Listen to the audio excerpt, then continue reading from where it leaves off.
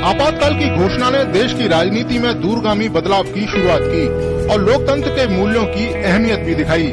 25 जून 1975 को रातों रात सब कुछ बदल गया। 26 जून 1975 का दिन भारत के इतिहास का सबसे काला दिन कहा जाता है।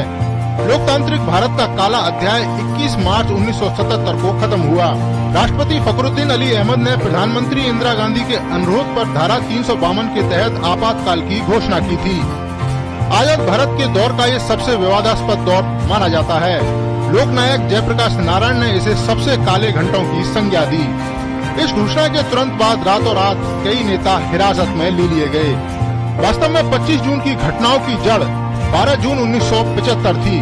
उस दिन सुबह सुबह ये खबर आई कि अदालत ने फैसला सुनाया है कि इंदिरा गांधी ने 1971 में रायबरेली चुनाव जीतने के लिए सरकारी मशीनरी का गलत इस्तेमाल किया था और इस कारण न्यायालय ने उनका चुनाव रद्द कर दिया और उन्हें 6 साल के लिए चुनाव लड़ने के लिए अयोग्य भी घोषित कर दिया।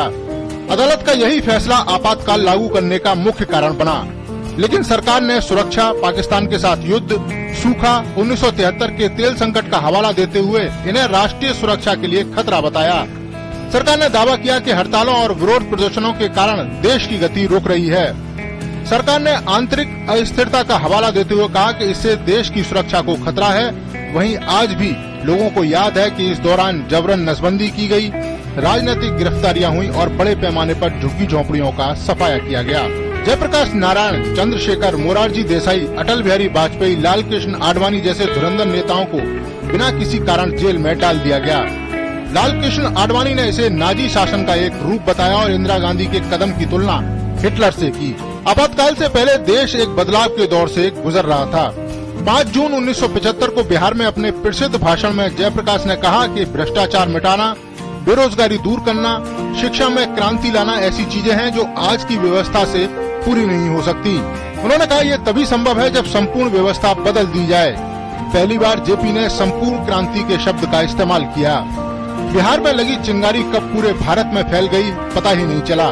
1975 में अदालत में गांधी पर चुनावों में भ्रष्टाचार का आरोप साबित हो गया और जयप्रकाश ने उनके इस्तीफे की मांग की। लेकिन कुछ समय बाद ही इंदिरा गांधी ने राष्ट्रीय आपातकाल की घोषणा कर दी।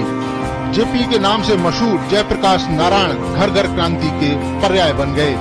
उस समय राष्ट्रकवि रामधारी सिंह दिनकर ने कहा था कि सिंहासन खाली करो कि जनता आती है। पूरे उत्तर भारत में कांग्रेस विरोधी लहर थी, लेकिन किसी को भी ये आभास नहीं था कि इंदिरा गांधी भी चुनाव हार सकती हैं। लेकिन जब नतीजे आए तो आधी रात को आकाशवाणी से घोषणा हुई कि रायबरेली लोकसभा सीट पर प्रधानमंत्री इंदिरा गांधी अपने प्रतिद्वंदी जनता पार्टी के राज नारायण से करीब 55,000 मतों से चुनाव हार गयी, तो पूरा देश स्तब्ध रह गया। आपातकाल का दंश झेल रही देश की जनता के लिए ये व्यक्ति से ऊपर लोकतंत्र की जीत थी। इसके बाद 1977 में चुनावों की घोषणा की गई। इस आपातकाल ने कांग्रेस को बुरी तरह से हार दिलाई और आजाद भारत में पहली बार मोरारजी देसाई के नेतृत्व में गैर कांग्रेसी सरकार बनी। Neeraj Singh, DD news,